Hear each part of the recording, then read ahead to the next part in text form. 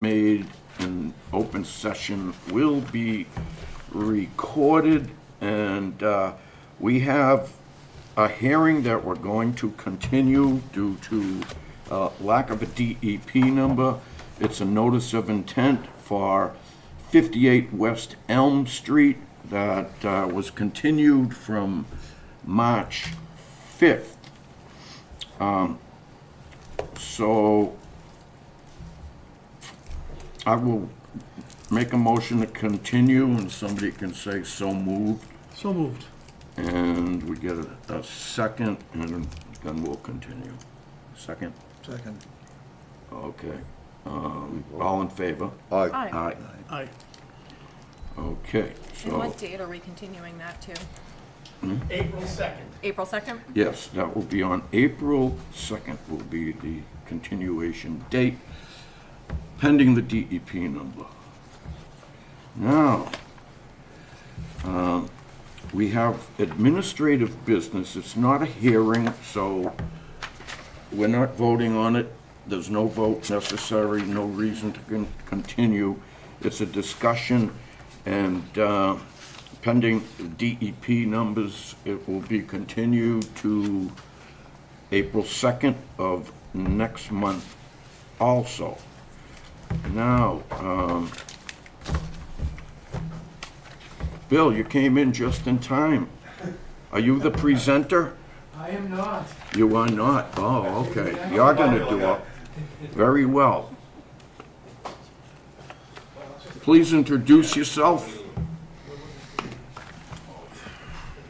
Oh, yeah. Is it on?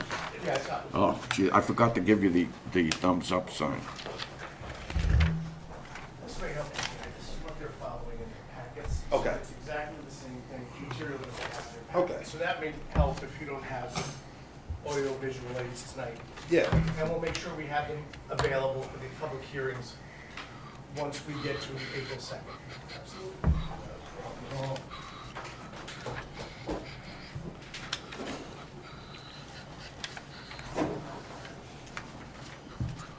All right, so we are starting with, Did you introduce yourself? I apologize. My name is Gary DeBlois. I'm with LKB Engineering. I'm a senior project engineer with, Nice to meet you. with the company.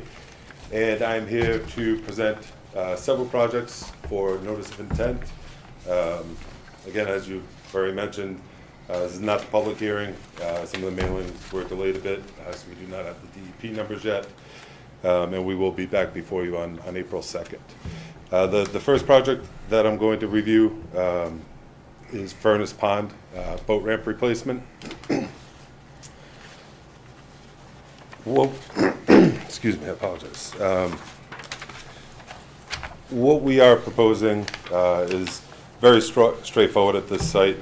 There's an existing boat ramp right there right now. It's a bit degraded, some broken concrete, some gravel. And what we're looking to do is install a new precast boat ramp with a gravel lead up. The intent of that, using really crushed stone rather than gravel, is almost to create like a stabilized construction access. That way, as vehicles back down to the ramp, then trying to minimize any sediment that may be tracked down the ramp and into the pond over time. Aside from that, there will be a very slight bit of grading on either side of the boat ramp just to match. The slopes are pretty close existing to propose, but there's the existing boat ramp isn't consistent in its slope, has some ups and downs. So when we level that off and make that a clean, even slope, we'll need to touch up probably 3 to 4 feet along the side of it, depending on exactly where along that side. Aside from that, we have full sediment erosion controls around the site. There will be an area for the contractor to stockpile material in the existing gravel parking area. He'll also have to provide sediment erosion control around any material stockpiles that are there on site. And the last piece there is that there will be some type of temporary cofferdam to facilitate construction. They need to get down to the dry to be able to install the new boat ramp. That will likely be at its highest point in the range of 3 to 4 feet in height. And primarily, the main thing I wanted to mention was that when they dewater that area, they will be required to use either some type of silt bag or a temporary settling basin. I anticipate that they will not want to use a basin, as they'd have to go all the way uphill to the gravel parking lot, not to disturb the vegetated area, to then discharge. And we will require that they, to the extent practicable, pump from the top down to the bottom to minimize any sediment that comes out when they dewater for construction. As far as the jurisdictional impacts, based on the nature of the project, we have to, there's no way to avoid disturbance of the jurisdictional area. It's just inherent with what the project is. As a boat ramp and the maintenance of an existing boat ramp, it is considered a limited project. But there is a small amount of disturbance within the jurisdictional area and its buffer. But again, it's minor. I mean, the disturbance of the entire LOD is under 3,200 square feet. And the quantity of disturbance of areas that were not previously disturbed is only 73 square feet. And that's really because the existing boat ramp doesn't have straight edges along the sides. And when you come in and go a 12-foot width all the way down, there's some little area where previously it was 11 and a quarter feet or 10 and 3/4 feet.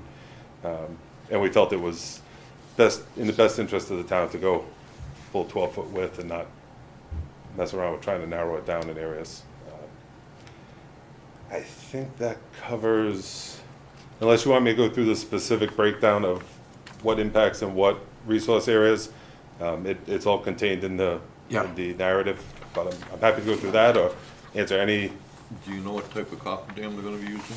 Interests me, and are they gonna remove any, like, say, humpback mussels that have to be on the inside of it? They're gonna throw them over the top, or what are they gonna do?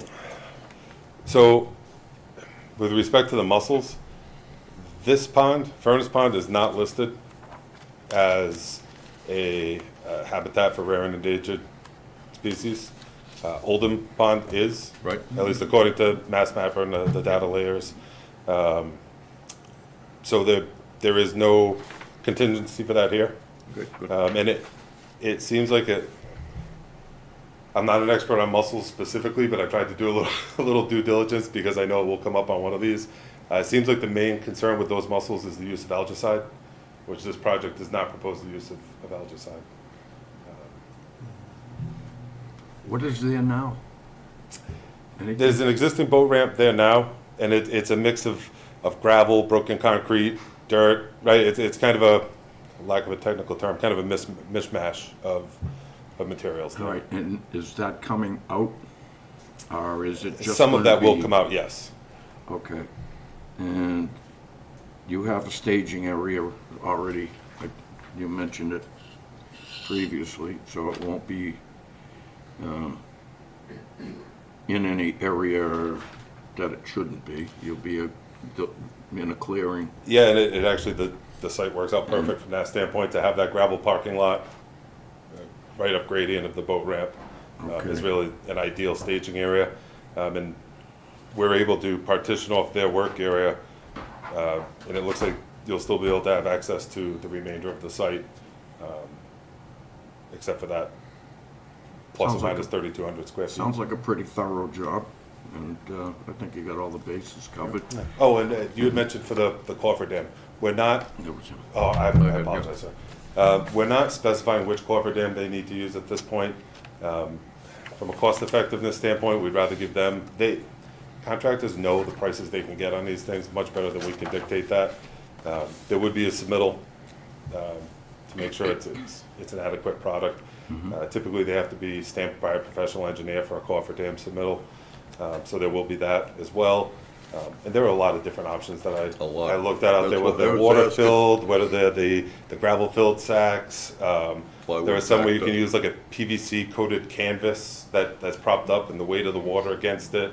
With the backstay, I've seen. Yeah, and well, I didn't think for this application that was appropriate to dictate that to them. If No, they no, I were was just holding back wondering. 15 feet of water, it'd be a very different engineering process during Big time. design, but for 3 feet of water, I mean, It should be, should.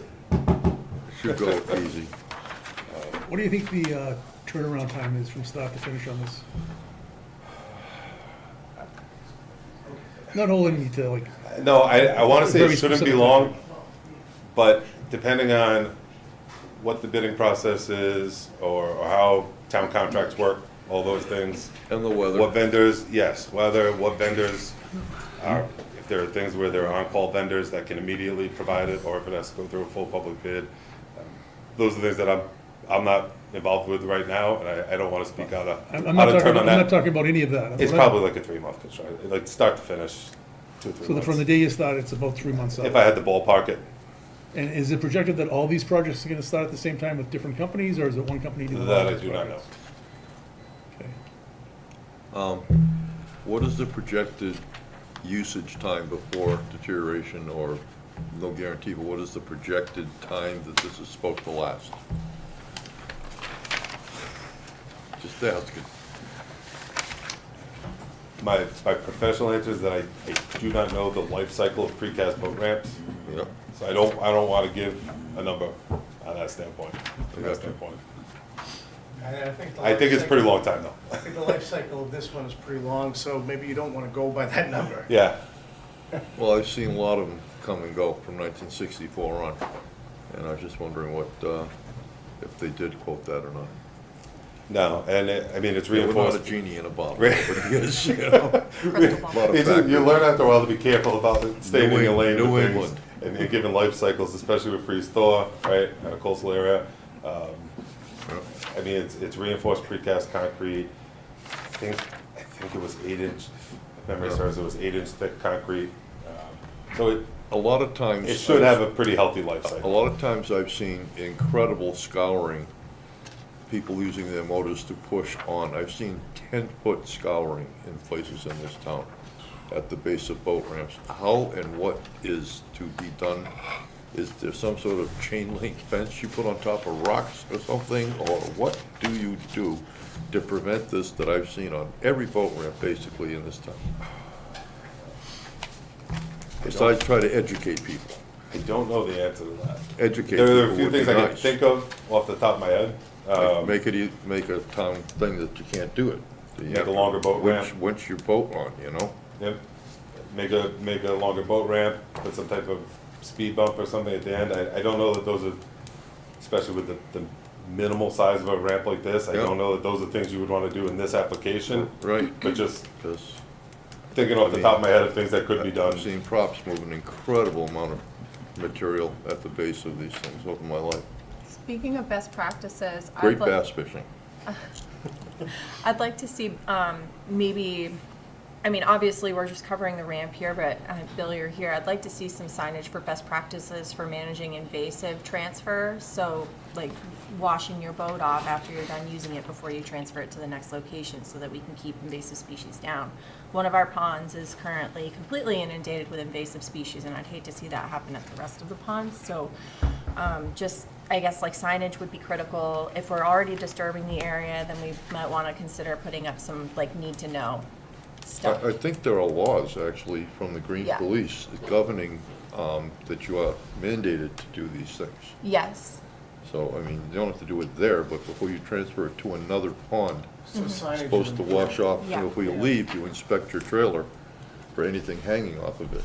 So I know there already is stuff in motion to deal with this that you're talking about. It's a good point. Yeah, I think you can even get free signs. I'm Yeah. pretty sure. I can't remember which entity in the state. Either but- way, there yeah. probably should be something on the plan that shows where the signage would go. Yeah, and that, excuse me, I apologize there. Actually, with the timing of things and coming back on April 2nd, Yeah. I'll regroup with Bill, we'll talk about it, I can look through some options for that. Yeah. See some things that have been done around the locations. Yeah.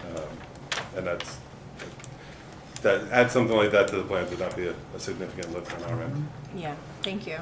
Can you explain the erosion control, the silt fence? Yes, so what we're proposing here for is silt fence, which is, if it's 18 inches to 24 inches tall, geomembrane material, geotextile material, with a It's either a straw wattle or a silt sock embedded next to it, dug down approximately 3 to 4 inches to prevent the migration of sediment outside of the limited disturbance. We've discussed straw wattles being more desirable in the past, correct? Because didn't Yeah. didn't the silt socks end up like in, They're in the water. In the water. So the And that- fence, I and think the that's fence what- will work better. Yeah, and we're happy to modify that, however, the commission prefers, it varies every town. I've heard the exact opposite, we don't want straw, don't ever use straw, seeds. we want compost. And a lot of times it's not in the actual bylaws and things like that. Yeah. There are preferences that change over time. Well, they both make soil in the end. Again, very simple fix on our end, or revision on our end. If there is a specific preference, if you let us know that, we're happy to accommodate that. Now, any concrete, large rocks or anything that have to be moved aren't gonna be left, you're gonna clean everything out Yes. in the contained area where So the yes, silts, where the screens are. it would be set up that if they pull boulders out of there, to remove and dispose those, take those off site.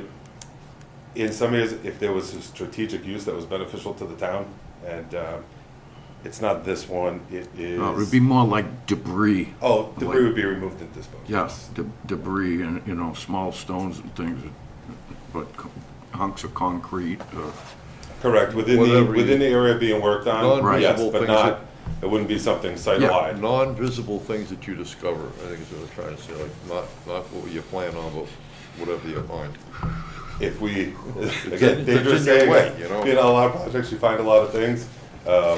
If there was, Exactly. if during the course of construction, something unknown was discovered, it would then be talked about amongst the design team, the contractor, whoever was representing the town on the project, and dealt with accordingly. As, again, slippery slope of what could be found, I have no idea.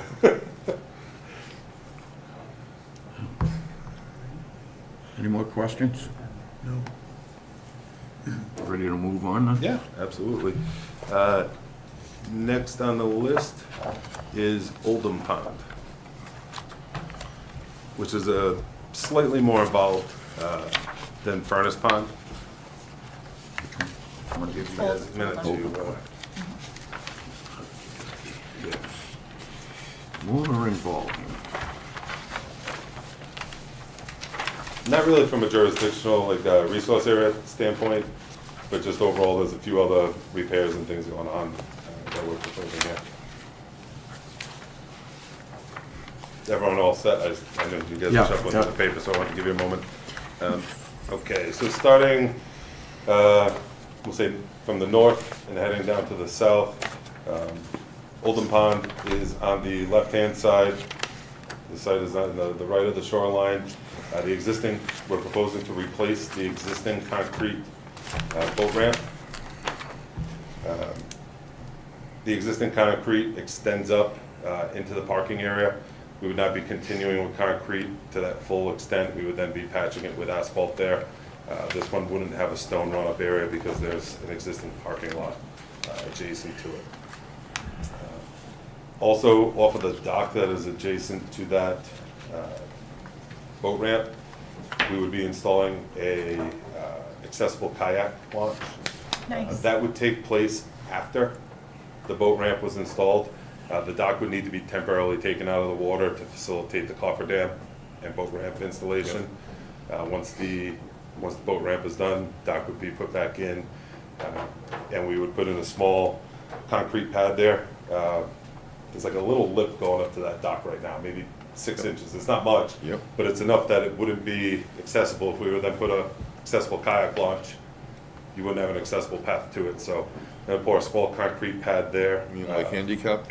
Correct. Yeah, okay. Correct. Yeah, now I got ADA you. compliant. Now I got you. Yep. There was also an accessible, ADA accessible parking spot nearby there. So that would be the work that would be going on specifically in that area. As we move more towards the southern 2/3 of the site in the beach area, the project is proposing to repave the parking area adjacent to the roadway and restripe that area. It's started to get chewed up a little bit, and we want to regrade that and put ADA accessible parking spaces, as well as a new gate, and a concrete walkway coming onto the beach from there, extending over to the small outbuilding and around the outbuilding. So that way folks would have an accessible walking path from parking lot to the building. So you don't say, isn't there a walkway there now? So there is a walkway, and it's a portable walkway. Yeah. Yeah. a roll Closer out. to the shoreline. That I had never seen anything like that before. It's actually really cool, where it could be brought on and off the site to provide accessibility to the dock there and to the beach area. Yeah, they use them down on the Cape all the time. Yeah, that's awesome. And then so no, there is no walkway up near the parking lot, street side, and around that building. And the two last things that we would be looking to do on that site would be to repair the block wall right at the corner of the parking lot in the building. Little pieces come off of that, fix that, put some new railings there on top of that wall, and rework the fence to repair that where it's fallen into disrepair right at that intersection. And then also install a shade structure. Be approximately 24 by 24. Nice. And it'd be centered over one of the picnic tables, having that area. It'd be a nice addition to that area. Is it just gonna be like concrete piles that it's fastened to? Yeah, at this point, we haven't fully flushed out the foundation design of the shade structure. Wind loads? It's and that's always the thing, the uplift on those. I see it a lot on solar canopies. Yes. It's not the weight of what you're putting on it, it's the uplift. So for now, we have it in. We want to get it permitted. That way we can move forward. And then advance the design of the foundations there for the shade structure. How deep is this sand? Like, how deep is the material there? Like would you say? Do you know? Do not know. So when we got the original scope with this, we didn't think there would be Mr. Chenard's coming up to No, clarify on the depth of soil, depth of sand. we didn't do a geotechnical investigation. So I can only speak to what I've physically seen. When we did the project there, we had both a Coltech, well, it's not Coltech, it's a concrete, but a retention system and the tight tank for the septic. Yeah. And the sand depth was greater than 10 feet. I was at least in those two locations. I can't speak to the rest of the. But adjacent to the building, to the southwest is where the septic is, and directly to the west toward the water is where the water collection, roof collection system is. So helical piles might be a consideration in that circumstance then? It potentially could be. Yeah. I don't, where Easier this, to where install. this is going is actually to the southwest of those two locations, so where it's going isn't really in the location of those two. Okay. But just to give some perspective, it's pretty deep sand. Yeah. Okay, thank you. And I would anticipate as the specific design of the foundation moves forward, some type of small geotechnical investigation would be needed Yeah. for them to design that. Yeah. But where we were with the scope and the design, doing a geotech investigation wasn't part of the early part of the process. Yeah, I mean, you can always do soil analysis too, but I'm just kind of see like what type of soil is sitting there and, Correct. okay, cool. Are you doing the parking spots out by the main road? Yes. Yep, Okay. we'll be And- repaving that area. I'm glad you're putting them at an angle, because straight in was too close to the, I watch kids walking behind the close, though. cars and like, oh, God. Yep. Yeah, so that really widens that area so people can get by. Yeah, absolutely. Wonderful. And same silt How fence many in the parking water. spaces do you lose doing that? Angling them, just a couple?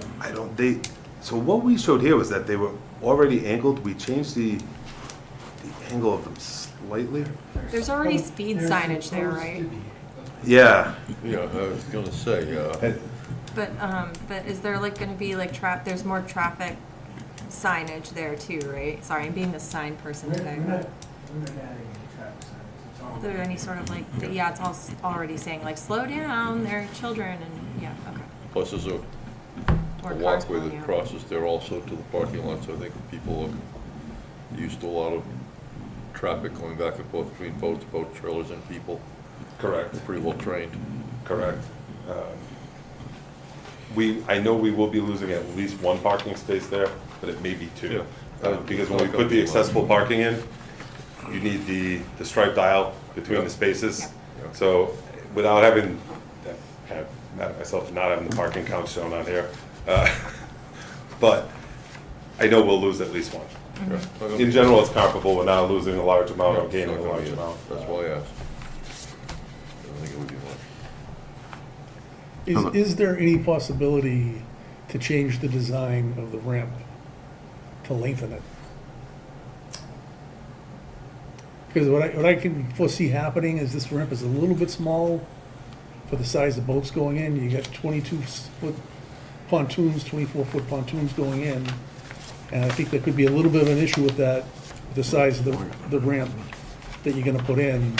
In addition to that, although I know the town frowns upon it and actually puts a sign up saying you're not supposed to let, put your jet skis in there, it's a historic problem that's, I don't foresee going away. So you're still gonna have people with their jet skis coming up.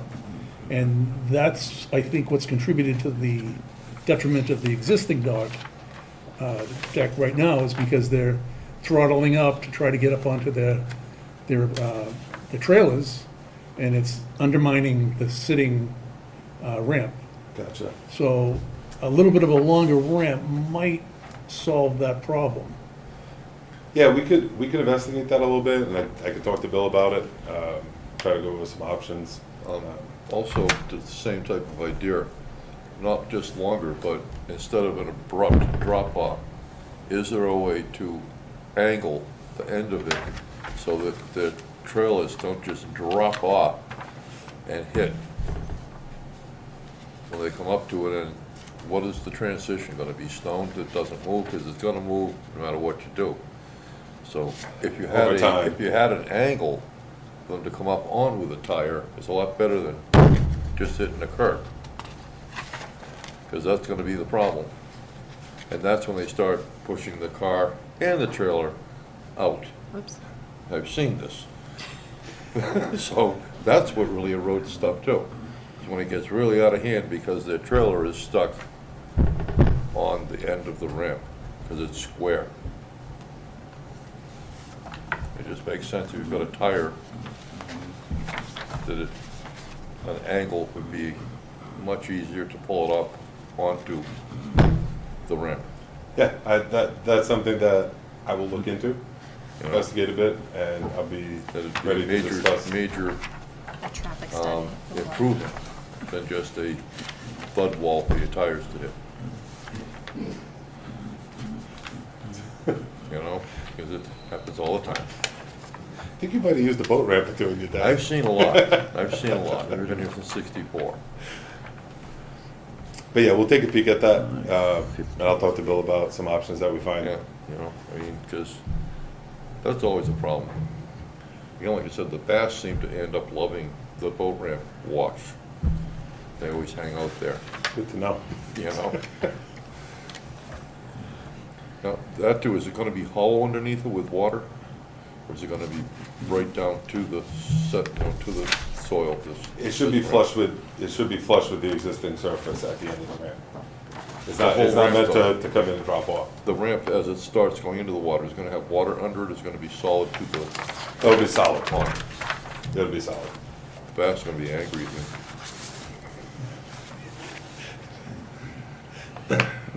Same comment about the invasive species signage. I'd like to see it on all of the ramp sections. Yeah, I had already put ×3 Solid. in my notes. I think that's, wherever we go with that, in all likelihood, I would pitch that being consistent with those 3 projects. Maybe leave some space for public notice so that people can post things. Like, How long do you say the ramp is gonna be? The concrete portion was 12 by 6. 12 by So the number is.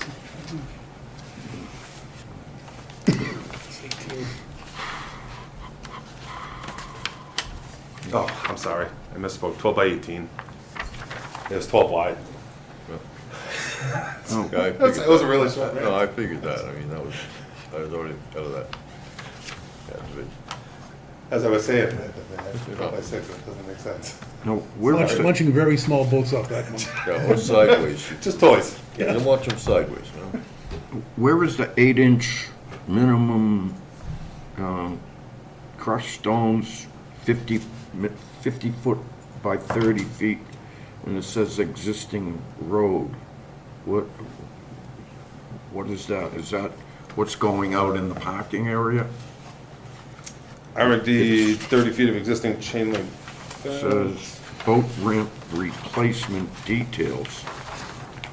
Because Give me that would mean that give me one moment. it's on drawing OP-3. My presentation slides don't have that one on it, so give me just one moment. You got the other drawing? Yeah. Yes, sir.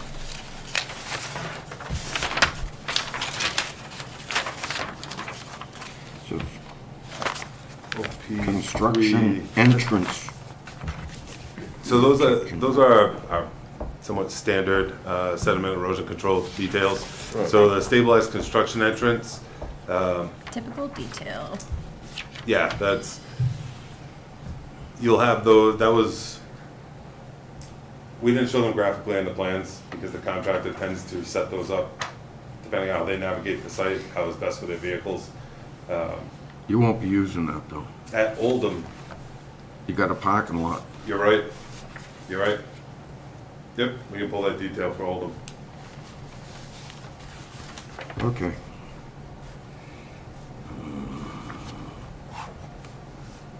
Don't need that. Yeah, because that's what I thought might be the ramp. I thought, oh, that's plenty long, Yeah, 50 feet. yeah. That's the landing strip.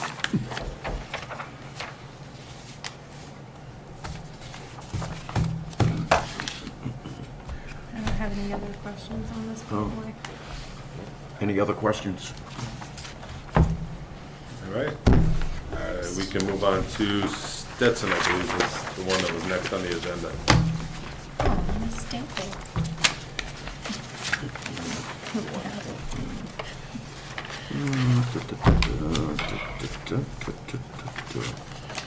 Are you expecting all these to be done this season? I think that's the hope, yeah.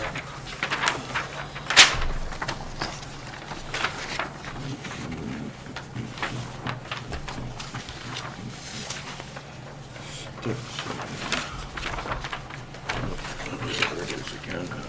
Oh, might need it here. So jumping into the Stetson, oh, one last thing I should mention on Oldham. That was the one that has the Endangered species? endangered species. The lost. We've submitted the filing for the abbreviated filing that they do. That's in process as we speak. And again, we're not proposing the use of any algicides. What's that, the clam?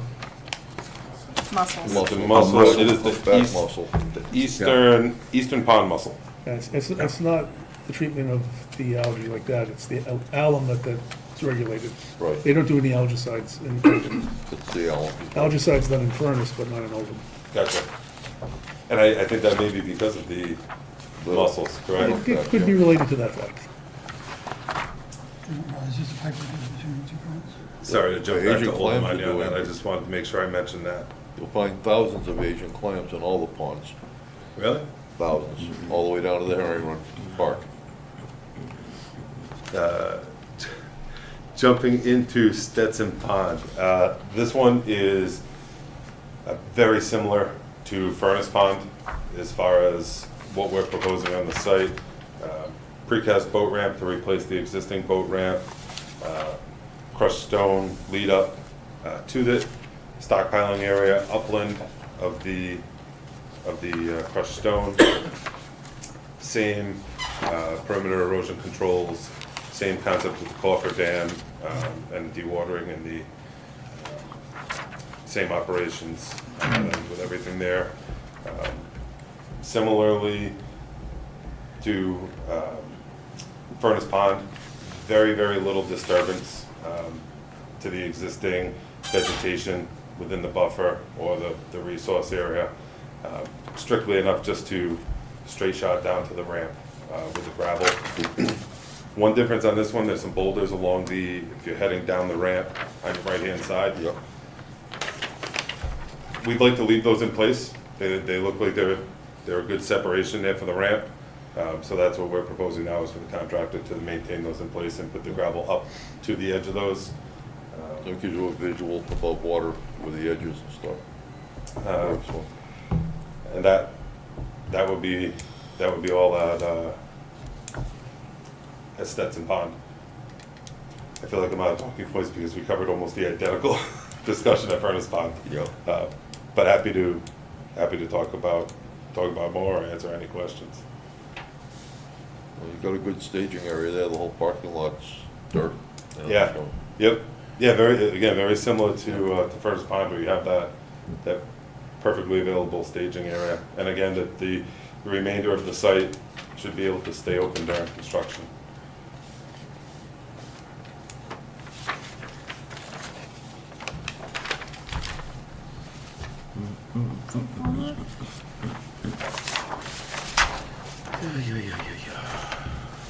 I don't have any questions on this one. It's really straightforward.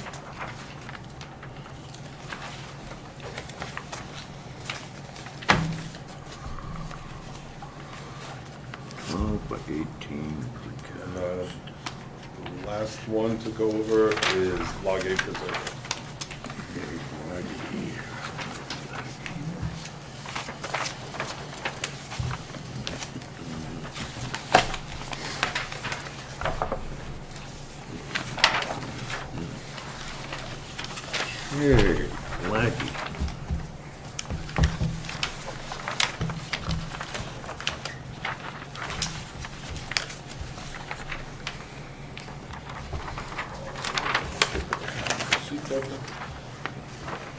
Okay.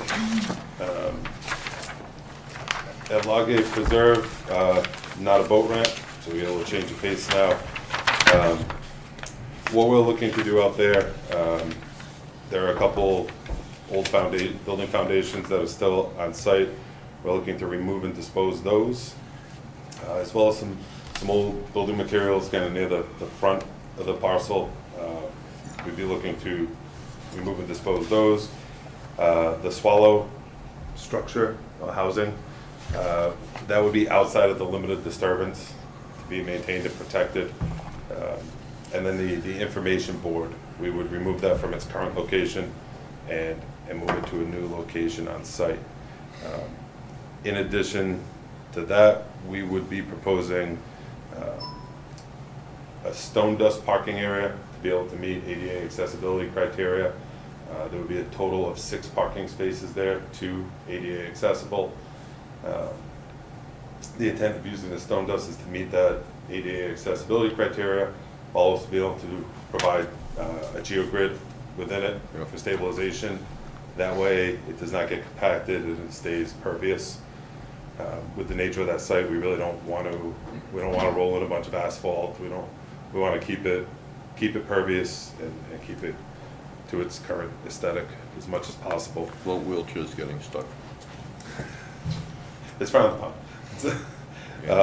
In addition to that, for times where there is a need for additional parking, we're also proposing to install roughly 90 by 54 in 90 feet by 54 feet in dimensions, reinforced turf, the same type of product, something along the lines of a geogrid, where as cars pull on and use that for parking, when the need is there, it's not going to get compacted. People aren't going to sink down in it.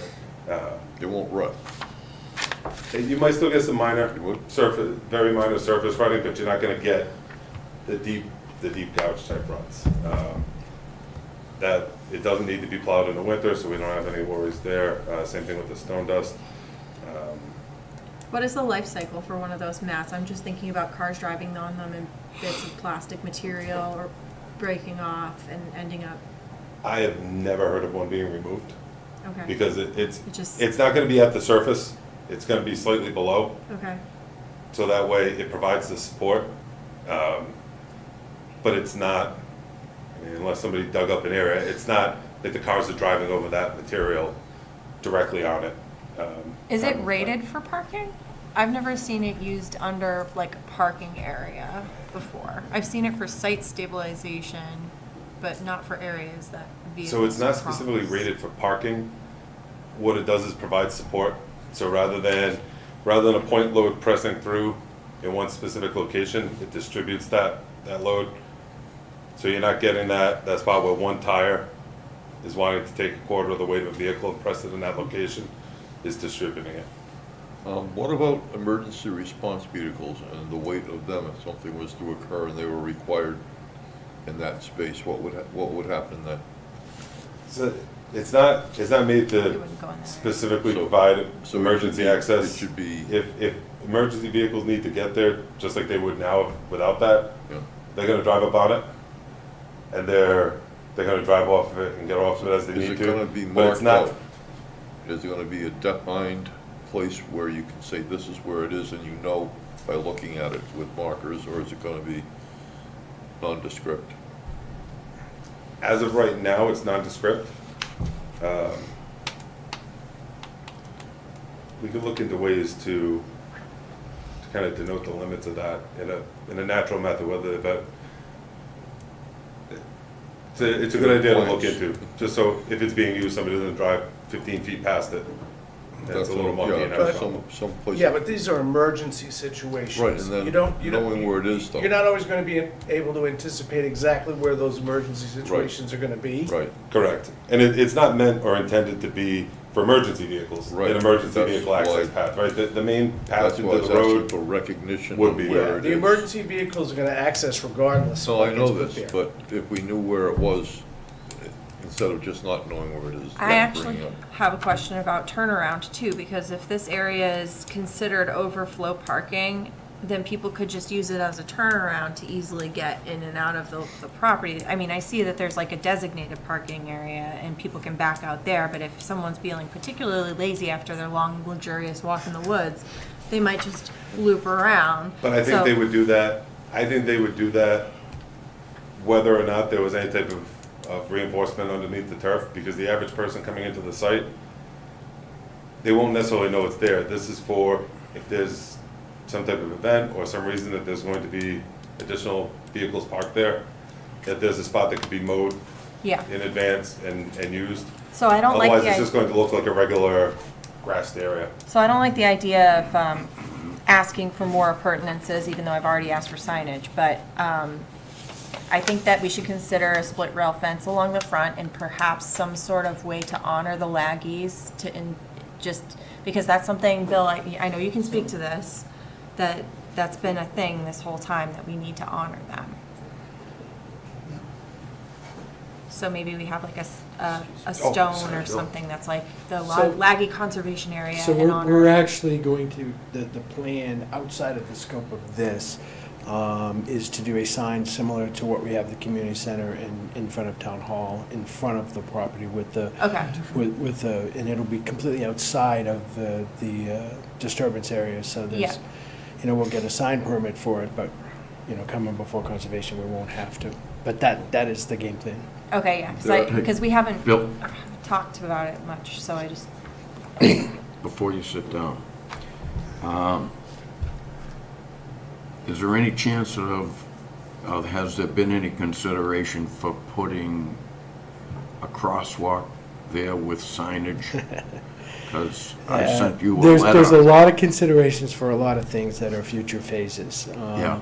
Mass DOT, because of the sightlines, is not in favor of a crosswalk there.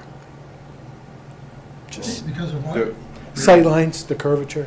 Yes. There are a lot of boulders on that property. Maybe there could be a solution in those as far as designating where this area is. Yeah, or even the back corners or something along You those know, there's lines. something, so it's measurable from here to there, from this. Doesn't have to be, And again, our intent here is not to have it be a perfect parking area all the time. Oh, no. It's unlined, No, no. and on That's the average day, it what- just looks like it matches everything around it, and nobody realizes there's a little bit of reinforcement under that turf right. to be able to support some parking without getting too chewed up. Yep, I got you. But not intended for regular use. Bill, I'm so sorry, I had another question. So the roofs, are you posting them to be, because I see remove and dispose of existing materials, but there was So some I discussion have- about handling those roofs. I have already posted surplus, Okay, great. and so they are for sale. Okay. Cheap if someone wants to buy one. Okay. Thank you. And if those materials are gone prior to the start of the project, we remove that call out.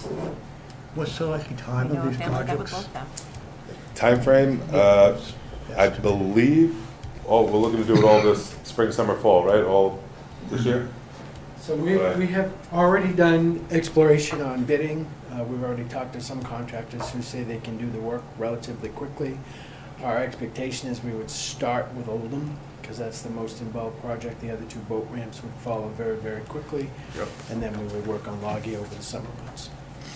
And all the work is going to be done in the previously disturbed area, not anywhere into For the tree logging. line for lagging. Correct. Yeah. Correct. Now, just to be completely transparent, there are phase 2 and phase 3 of this project, but we're not asking for permitting tonight, and that is subject to future discussions on where the town wants to go with Sure. that. Are we gonna have like a preliminary discussion, like a round table kind of thing, or can you speak to that?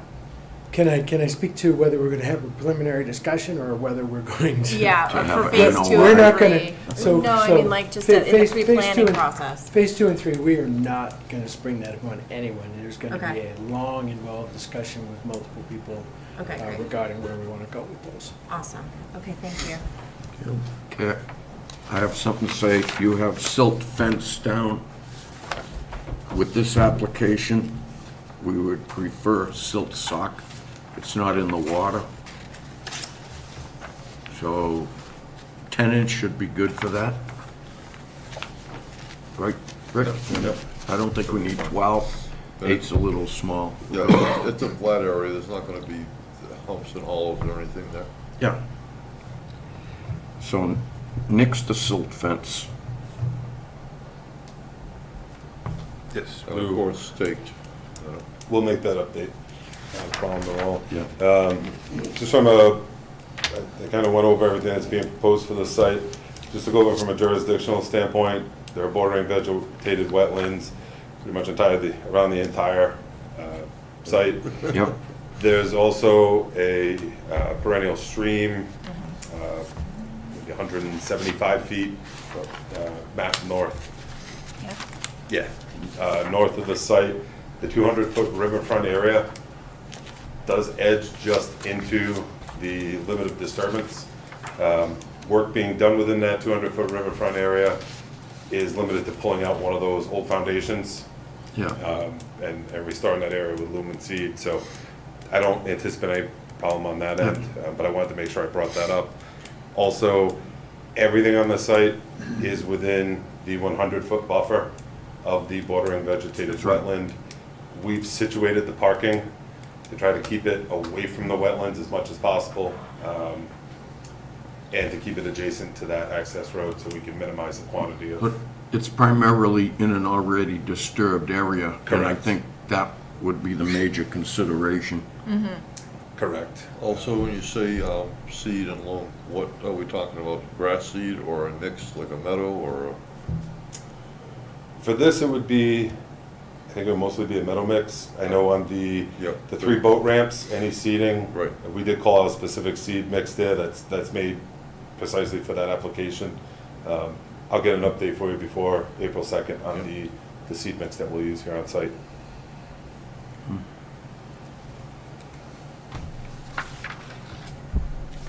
Anybody else have Anything they'd like to add or discuss? I'm just acknowledging the barn swallows and how they exist there. That's all. Well, They might exist again. Because I think in the report it mentioned that there's no, like, species of concern, but Yeah, and we go, and I think we cite the data that we use for it. We specifically use the NAGSP. So if they don't list it, that's, doesn't mean it's not there. no. There are plenty of things there. There are lots of things they're there. protected, but they're not endangered. From a And criteria standpoint, that's usually the criteria we go, but we acknowledge that there's wildlife. yeah, Including hogweed, watch out for it. Take your skin off, Really? yeah. You can't miss it. well, see you April 2nd. Yeah, sounds great. Thank you very Looking much. forward to it. Thank you very much, guys. We appreciate it. Thank you.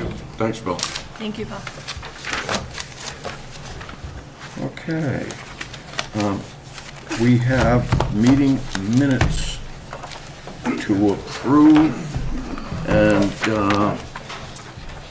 if there are no objections I would make a, to the meeting minutes, I would make a motion.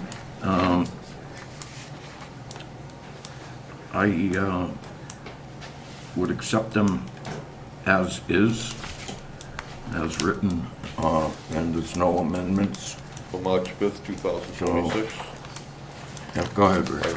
I would make a motion that we accept as written the minutes of the meeting. I'll second that. Second. All in favor? Aye. Aye. Mr. Chair, Okay. you do have a, someone here tonight who is interested in becoming a member of the commission. Her name is Laura Campbell. I do have some information here for you from her application. So since you have a couple of minutes, it may be Sure. a good time to do that. Have her Yes. come before you and speak.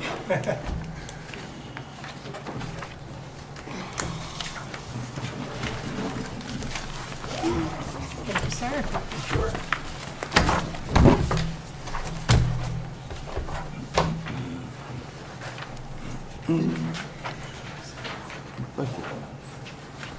Thank you. You related to Colin Campbell? Yes, he's my husband. Oh. We went to high school with I him. was going to ask Yes, you. I'm Laura. Hi. Laura Smithhurst. Oh, So, yeah. we've known him for a long time. I know, it's been a long time. Tell him I said hello. What? Tell Colin I said hello. I will, I will.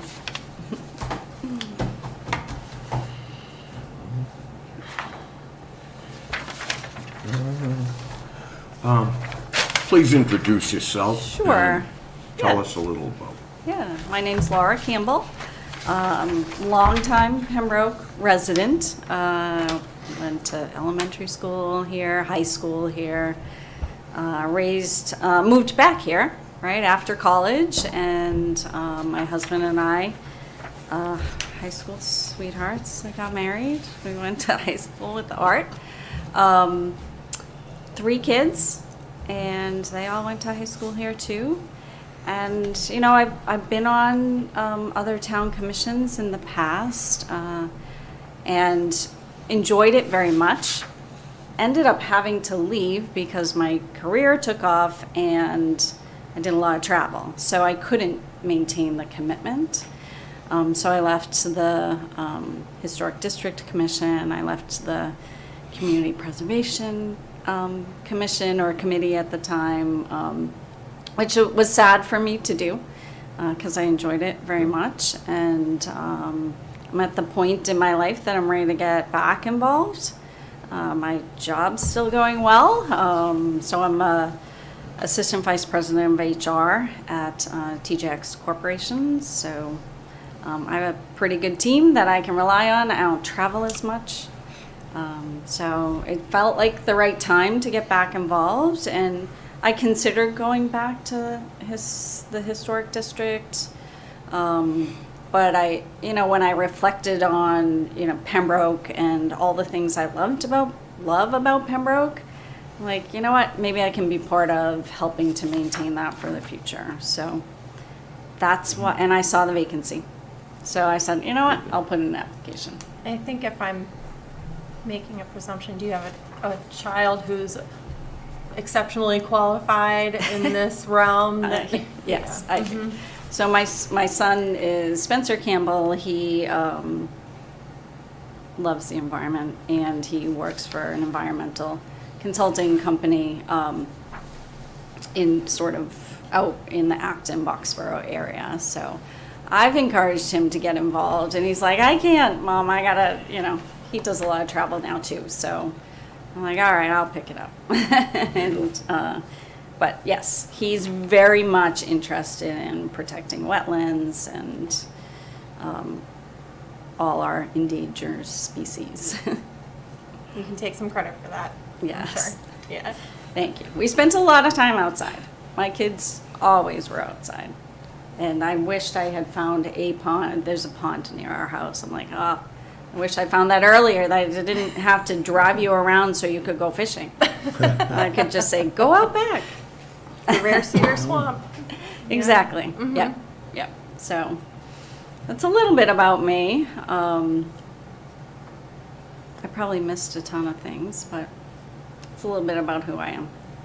Laura, what did you do as vice chair of Pembroke Community Preservation? Community preservation. So I was part of the inaugural committee team, and so we were setting up our processes, programs, researching the other, like Marshfield had a pretty robust community preservation commission. So we really started grassroots initially, and I don't know if I started as vice chair. I think I grew into that. And so we were doing some of the early work around we had a budget and approving the projects that came through. So we did a few of them that sort of stick out. The Bethel Chapel, on 53. I don't think we had enough money to approve like painting the Quaker Meeting House and that project at that time, but so we did mostly that and just really setting up the processes to move forward. When I was on the Historic District Commission, I wrote the bylaw for the demolition delay, historic demolition delay bylaw. Went to town meeting to get that approved and over the finish line. So you have experience in reviewing and revising bylaw, which is And that, And starting from scratch. yeah, the demolition delay is a 6-month demolition delay? I think it's 6 months, and we had a rolling year on it. I think we wanted a rolling year, and we ended up settling on 1900. And it might be 3 or 6 months. With town meeting, we made some adjustments to Yeah. get it passed, which, I was just going to ask about the land acquisitions through the CPC at that time, 2009 and 2011. You guys did a bit of that, right? For the open space? no, I had to leave before that. Okay. I Gotcha. left the commission before that. We were approving small projects. It was the first year that we had the tax, Gotcha. the town tax, so there wasn't much money to do much of anything except like small, painting projects. I think we did the sewing circle and a few other things. So, no, I wasn't involved in those. What is the PEF volunteer? Forgive my naivete. Oh, yeah, the Pembroke Education Foundation, Okay, thank you. that was from a while ago. And all That this. goes back a while, like 2006? Yep. 7? Yep. When, the town had a really tight budget, and we there was no funding in the budget for like music programs and that type of thing. So we raised money to donate to the school system. Bring that back. Well, that's where the Taste of Pembroke started, right? Didn't they I start think with so. that? Yeah. There was, and we did a golf tournament, and Yep. there's a few things that we did. And bought musical instruments for kids who couldn't afford them and that type of thing, which I think is still in place, I'm guessing. Very good. This is awesome. Anybody have any other questions for Laura? No, but I'm so happy that you applied. Pretty straightforward. Emotion aside. So you have to come to, what, another meeting, and then you can join us? I don't know. I think I gotta go back to We the, defer to the select board. Oh, the yeah. select board, right? And go Yeah. see them. The select board makes the appointment, however, they take very seriously your recommendation. So Sometimes. at some point, you have seen a couple of candidates, some have dropped out. But, you know, at some point, we can put on the agenda a discussion about it, and you can make a recommendation, and then that recommendation will go to the select board. All right, I believe it's 2 Yes. meetings. Okay, Yeah, to be privy to what the system is, it's not a Yep. big deal. so the next Yeah. meeting is April 2nd. Okay.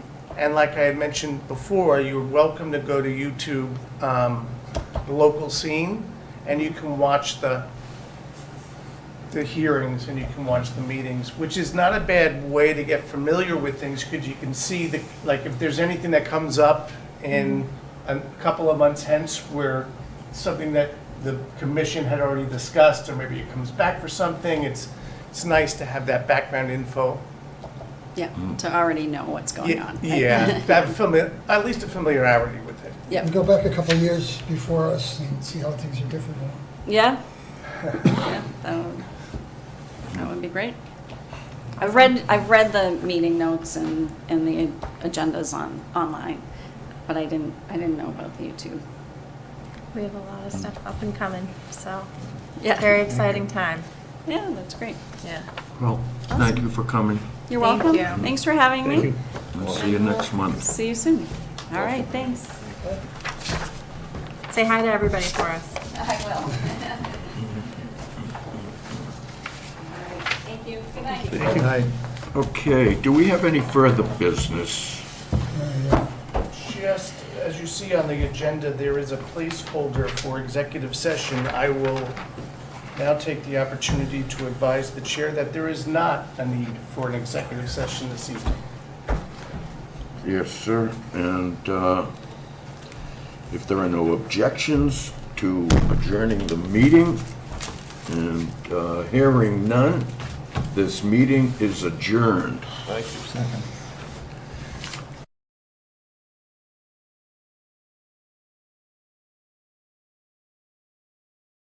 Because there was no objections. That's your brother. So you can skip that part. Got his Robert's Rule of I Order. figured it out. going on here. I read about it.